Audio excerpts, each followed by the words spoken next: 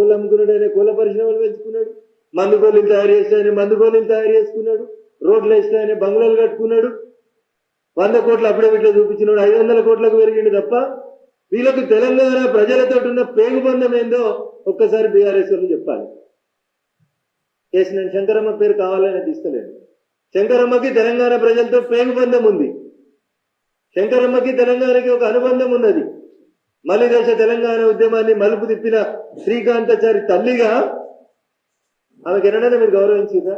ఆఖరికి ఎమ్మెల్సీ ఇచ్చినామని అమరవీరుల స్తూపం ఓపెన్ చేసే రోజు 2 గన్మెన్లను ఇచ్చి ఎమ్మెల్సీ ఇచ్చినామని టీవీలలో పేపర్లలో స్క్రోలింగ్ వేయించి అంత గొప్ప అవమానించినటువంటి చరిత్ర టీఆర్ఎస్ ఎలియాస్ బీఆర్ఎస్ పార్టీ.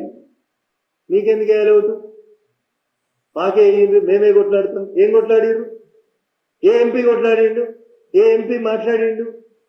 అసలు మీరు బీఫాములు అమ్ముకున్నాక గెలిచిన ఎంపీలలో ఒక్క ఎంపీకి తెలంగాణ చరిత్ర, తెలంగాణ సమగ్ర స్వరూపం, తెలంగాణ అభివృద్ధి మీద ఏమైనా అవగాహన ఉంటే చర్చ పెడుతుంది.